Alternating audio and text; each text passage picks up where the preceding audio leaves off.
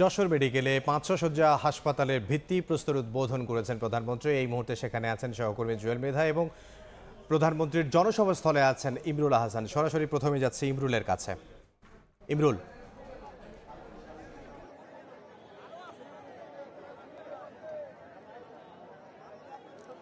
প্রধানমন্ত্রী তারেক রহমান ইতিমধ্যেই যশোরের যে নির্মাণাধীন 500 শয্যার হাসপাতাল সেটির আনুষ্ঠানিক উদ্বোধন করেছেন। কিছুক্ষণ আগেই উনি সেটি উদ্বোধন করলেন। সেখানে স্বাস্থ্যমন্ত্রী সহ যারা এই তার সফরসঙ্গী রয়েছেন, ঢাকা থেকে এসেছেন অন্যান্য মন্ত্রীরা, তারাও উপস্থিত হয়েছেন।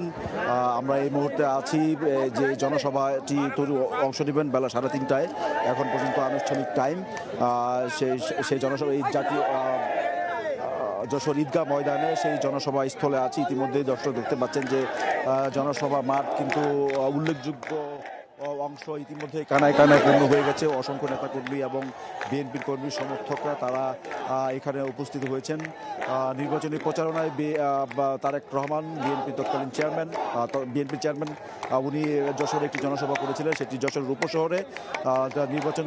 নির্বাচনের পর যশোরে উনি আজকে প্রথম এলেন। খালকাটা কর্মসূচির উদ্বোধন শেষে উনি আরও দুটি কর্মসূচিতে একটি কর্মসূচি ইতিমধ্যে যেটি উল্লেখ করলাম শুরুতেই যে হাসপাতাল উদ্বোধন করেছেন, এরপরে এখানে পাবলিক লাইব্রেরি সেটি পরিদর্শন করবেন। তারপরে এখানে উনি আসবেন যেহেতু নির্বাচনের পর এটি তার প্রথম জনসভা। তো এখানে যারা জনসাধারণ রয়েছেন এবং নেতাকর্মীরা রয়েছেন, তাদের যে প্রত্যাশা যে তারেক রহমান কী ধরনের বক্তব্য রাখেন, তারা আশা করছেন যে যশোরের উন্নয়নের জন্য প্রধানমন্ত্রী তারেক রহমান বিভিন্ন প্রতিশ্রুতি দেবেন।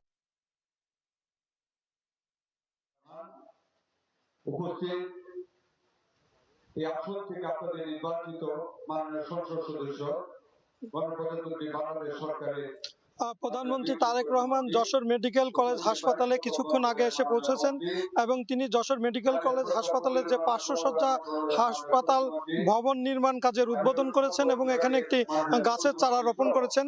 আপনাদেরকে জানিয়ে রাখি যে যশোর মেডিকেল কলেজটি তার মাতা খালেদা জিয়া সরকারের সময় এই প্রস্তাবনাটা আনা হয় এবং জমি অধিগ্রহণ হয় এবং 2010 সালে মেডিকেল কলেজ কার্যক্রম শুরু করে। কিন্তু মেডিকেল কলেজের যে প্রাণ 500 শয্যা হাসপাতাল, সেই ভবনটি নির্মাণ হয়নি। গত 17 বছর ধরে এখানকার উন্নয়ন কর্মকাণ্ড থমকে ছিল এবং নির্বাচনের আগে গত 2 ফেব্রুয়ারি বিএনপি চেয়ারপারসন তারেক রহমান যশোরে নির্বাচনী সফরে আসেন এবং তিনি ওই সময় ঘোষণা দিয়েছিলেন যে তিনি যদি নির্বাচিত হন, তার দল যদি সরকার গঠন করে, তবে যশোরের যে দাবি মেডিকেল কলেজের 500 শয্যা হাসপাতাল, সেই দাবিটি পূরণে তিনি কাজ করবেন এবং সেই প্রতিশ্রুতি বাস্তবায়নে মাত্র 3 মাসের মধ্যে তিনি কিন্তু যশোর সফরে এসেছেন এবং তিনি যশোর সফরে এসে এই যে মেডিকেল কলেজের যে 500 শয্যার হাসপাতাল, সেই হাসপাতালটি উদ্বোধন করলেন।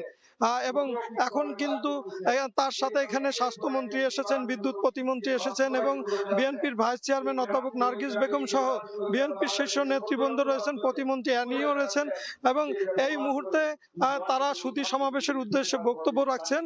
কিছুক্ষণ পরে প্রধানমন্ত্রী তারেক রহমানও সুধীদের উদ্দেশ্যে বক্তব্য রাখবেন এবং এখানকে সুধীদের কাছ থেকে আরো যশোরের উন্নয়ন সম্পর্কে মতামত গ্রহণ করবেন বলে আমরা জেনেছি এবং এখান থেকে প্রধানমন্ত্রী তারেক রহমান যশোরের পাবলিক লাইব্রেরির উদ্দেশ্যে রওনা হয়ে যাবেন এবং 175 বছর পুরাতন এই লাইব্রেরির পরিদর্শন শেষে জনসভায় যাবেন তিনি এবং জনসভায় তিনি বক্তব্য রাখবেন। এই ছিল যশোর থেকে আমার কাছে সর্বশেষ। আমরা সরাসরি ছিলাম যশোরে, সেখান থেকে জুয়েল মৃধা এবং ইমরুল আহসান আমাদেরকে জানাচ্ছিলেন প্রধানমন্ত্রী তারেক রহমানের যশোর সফর নিয়ে এবং বিভিন্ন উন্নয়ন কাজের উদ্বোধন সম্পর্কে।